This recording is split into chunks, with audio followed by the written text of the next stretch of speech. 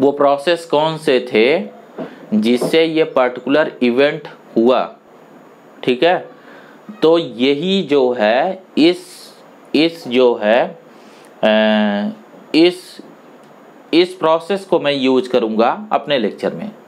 Basically यही बताने की आपको कोशिश करूँगा कि आप धीरे धीरे ये पकड़ना सीख जाएं कि इवेंट के पीछे जो प्रोसेस है उस प्रोसेस को हमें समझना है, ताकि हम जो है इवेंट को बेहतर डिस्क्राइब कर पाएँ, बेहतर तरीके से अंडरस्टूड कर पाएँ। जैसे जब आप बेहतर समझेंगे तभी आप उसे डिस्क्राइब करेंगे।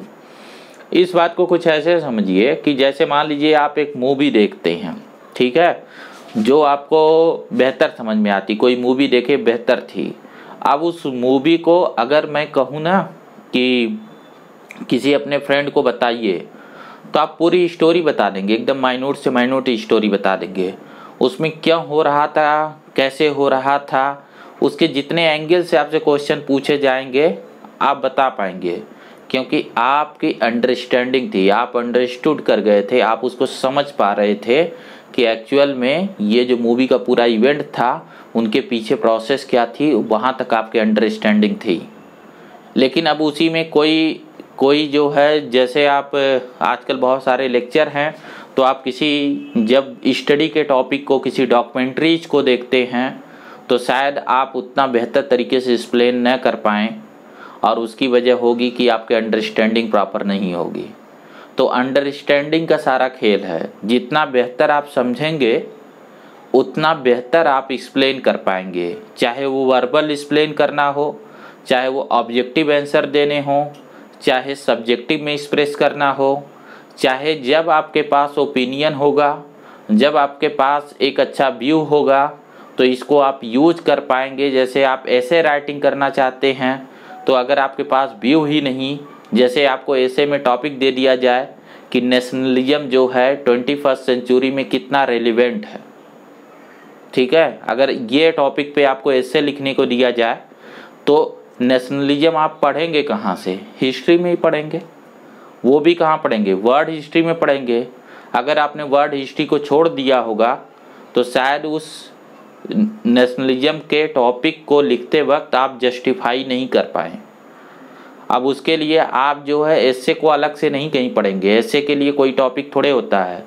जैसे जो आपके सिविल सर्विसेज में जो मेन सब्जेक्ट है, मैं क्या आपको समझाना चाह रहा हूँ, जैसे आपको हिस्ट्री पढ़ना है, आपको जियोग्राफी पढ़नी है, आपको पॉलिटिकल साइंस पढ़नी है, पॉलिटी पढ़नी है बेसिकली, उसमें है ना, उसमें भी पॉलिटी और गवर्नेंस है। वो पॉलिटिकल साइंस ही समझो, इंटरनेशनल रिलेशन भी होता है, कंपैरेटिव पॉलिटिक्स भी होती है, पॉलिटिकल साइंस ही बेहतर होगा। आपको सोशल इशूज पढ़ने होते हैं, ठीक है। तो ये सारे जो है, और अगर मैं एथिक्स वाले भी टॉपिक में चला जाऊं तो वहाँ पे जो बेसिक साइकोलॉजी के कुछ टॉपिक हैं, है ना, पब्लिक एड के कुछ टॉपिक हैं, ठीक है, और साइकोलॉजी के कुछ टॉपिक हैं, तो उनका एक कॉकटेल बना के आपको दिया गया है। तो उन सब की अंडरस्टैंडिंग तभी आएगी जब इन सब्जेक्ट के इंटर रिलेशन को आप समझ रहे होंगे। यहाँ बहुत इम्पॉर्टेंट होता है इंटर रिलेशन को समझना, इंटरडिसिप्लिनरी अप्रोच को डेवलप करना। मतलब जैसे आपसे देखिए जो क्वेश्चन का जो फॉर्मेट है, जैसे आपसे पूछा जाए इकोनॉमिक जियोग्राफी, इस पे बहुत इम्पोर्टेंस दिया जाता है। अब वो ज़माना नहीं है कि आपको जियोग्राफी पूछा जाता है। एक्चुअल में जियोग्राफी का क्या करना है, जियोग्राफी, कोई भी जियोग्राफी में सबसे इम्पोर्टेंट जियोग्राफी क्या है। जैसे मान लीजिए एक कंट्री ले लीजिए सऊदी अरेबिया, तो उसकी जियोग्राफी में इसमें कोई इंटरेस्टेड नहीं कि वहाँ बहुत सारी रेत है, बहुत सारा डेजर्ट है। एक्चुअल में उसकी इकोनॉमिक इम्पोर्टेंस क्या, कि उस रेत के नीचे ऑयल दबा हुआ है, तो पानी भले नहीं है लेकिन तेल कीमती है। अब उस ऑयल जो है, जो इकोनॉमिक है, तो इकोनॉमी जहाँ पे आएगी वहाँ पॉलिटिक्स शुरू हो जाएगी। उस ऑयल को लेने के लिए वहाँ पे इतने सालों से डिफरेंट वार छिड़े हुए हैं, तो आप इंटरनेशनल रिलेशन में आ गए, है ना। डिफरेंट लोग, इंटरेस्ट ग्रुप हैं, उन्होंने बहुत सारे मिलिट्री अलायंसेज बना रखे हैं ताकि उस रिसोर्स को यूटिलाइज कर पाए। अब रिसोर्स को यूटिलाइज किस तरीके की इकोनॉमी कर रही है, सोशलिस्ट या कैपिटलिस्ट, ठीक है, इकोनॉमिक मॉडल में आप चले आए, ठीक है। अब ये सब को मतलब आज का जो कोई कंटेम्प्रेरी वहाँ का प्रेजेंट को समझना चाहता है कि ऐसा क्यों है कि मिडिल ईस्ट में इतने कॉन्फ्लिक्ट हैं, तो प्रेजेंट का पास्ट जानने के लिए, उस प्रोसेस को जानने के लिए, जैसा मैंने बताया आपको उसकी हिस्ट्री जाननी पड़ेगी। तो आप मिडिल ईस्ट का हिस्ट्री पढ़ते हैं, अभी साल 2 साल पहले आपसे मिडिल ईस्ट पे क्वेश्चन पूछे गए है ना, मेंस आंसर राइटिंग में। तो आप देख रहे हो ना, एक सब्जेक्ट दूसरे सब्जेक्ट को ओवरलैप करता हुआ जा रहा है। अब ये ओवरलैपिंग आपको आएगी कैसे? अगर आपने अलग अलग पढ़ा तो आएगी भी नहीं। जब आप पढ़ रहे हो, जब आपका अप्रोच जब आप बना रहे हो समझने की, तो अगर आपने ये ओवरलैपिंग पहले से सीखी है तो ये आपकी थिंकिंग में चली जाएगी, और जब आप किसी चीज़ को एनालाइज करेंगे तो वो उसमें रिफ्लेक्ट होगा।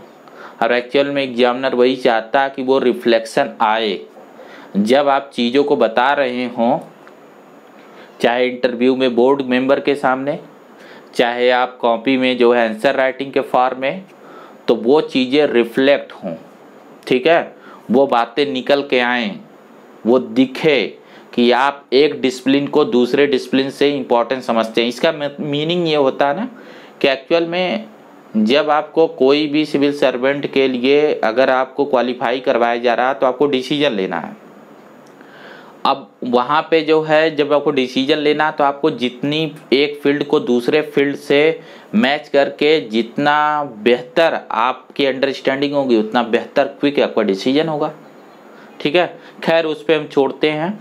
अभी जो है हम इस बात पे वापस आ जाते हैं जो मैं आपको बताना चाह रहा था कि ऐसा क्यों है कि वर्ड हिस्ट्री से हम स्टार्ट कर रहे हैं, ठीक है। क्योंकि आज जितनी भी चीज़ें हैं वो जैसे वर्ड में अगर वर्ड हिस्ट्री को भी लेंगे तो उसका एक एंशिएंट टाइम होगा, एक मेडिवल टाइम होगा, एक मॉडर्न टाइम होगा और एक कंटेम्प्रेरी टाइम होगा, समकालीन विश्व, ठीक है, समकालीन जो दुनिया है।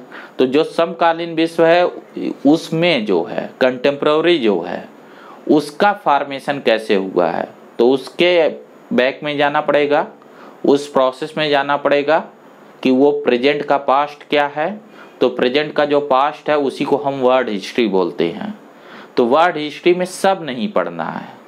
जैसे आपको एक मैं वो बताऊं कि सबसे बड़ी जो प्रॉब्लम होती है सिविल सर्विसेज में कि ये कहा जाता है कि सिलेबस बहुत वास्ट है, इसका कोई एंड नहीं है।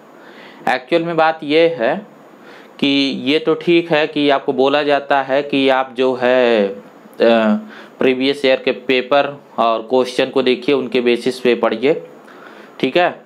लेकिन एक नए एस्पिरेंट के लिए ये इतना आसान नहीं होता है, क्योंकि जब तक वो पूरे सिलेबस को पढ़ा नहीं होगा तब तक शायद वो क्वेश्चन को न समझ पाए कि क्वेश्चन कहाँ से पूछे गए हैं। जैसे मान लीजिए कोई प्रोफेशनल एजुकेशन के बैकग्राउंड से है, जिसने बीटेक MBA वगैरह किया है, जिसने कभी हिस्ट्री पढ़ा ही नहीं है, ज्योग्राफी पढ़ा ही नहीं है, इस लेवल का नहीं पढ़ा है, तो वो शायद क्वेश्चन देख के उसे आइडिया भी न हो कि ये कौन सा टॉपिक है। तो वो कुछ पढ़ेगा तभी तो जानेगा ना कि क्या सिलेबस से मैच कर रहा है। तो उससे अलावा भी एक मैं तरीका बताता हूँ। देखिए, जैसे कोई भी चीज़ जो लिखा जाता है ना, आप ध्यान रखिए यूनिटी में, जैसे यहाँ लिखा ना फ्रीडम स्ट्रगल मूवमेंट, तो यहाँ से कीवर्ड को उठाइए, हमेशा इसको ऐसे मत पढ़ जाइए फ्रीडम। अब इस फ्रीडम का कितने सेंस हो सकते हैं, तो आपको हिस्ट्री में वही पढ़ने हैं। जैसे आज आपको डेमोक्रेटिक सिस्टम लाए, तो वो डेमोक्रेसी लाने के लिए क्या क्या चीज़ें हुई। जैसे इंडियन फ्रीडम मूवमेंट में अब ऐसा नहीं है लोग सिलेबस नहीं समझ पाते हैं और कहानी पढ़ते रहते हैं। एक्चुअल में जो हमारा कॉन्स्टिट्यूशन बना, ठीक है, तो कॉन्स्टिट्यूशन में क्या चीज़ है वो उसकी प्रीएम्बल में दिखती है।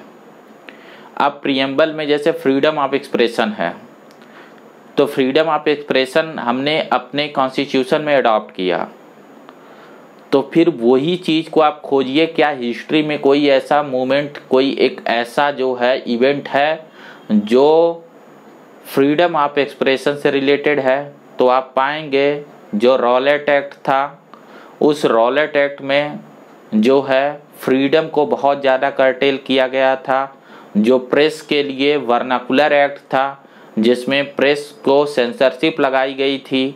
अब देखिए यही क्वेश्चन आपसे पूछे जाते हैं ना डिफरेंट एग्जाम में, क्यों? क्योंकि वो रेलिवेंट। अब वो चीज़ नहीं पूछी जाएगी जिसका इसमें रेलिवेंट ना हो। मतलब आप कोई ग्रेजुएशन के स्टूडेंट नहीं हैं, जैसे फ़र्क क्या होगा कि ग्रेजुएशन के स्टूडेंट से कुछ माइन्यूट डिटेल भी पूछी जाएगी, लेकिन जो सिविल सर्विसेज का जो सिलेबस है, जो आपसे कॉम्पिटिटिव एग्जाम में पूछे जाते हैं, तो वो बेसिकली उन चीज़ों को पूछे जाते हैं जिसका इम्पोर्टेंस कहीं ना कहीं इकोनॉमी में, गवर्नेंस में, है ना, या फिर पॉलिटी में हो। तो आप देखिए हिस्ट्री में अगर उसका कहीं ओवरलैपिंग है तो वही चीज़ आपसे पूछी जाएगी, बाकी चीज़ों को पूछने में उनका कोई इंटरेस्ट नहीं है।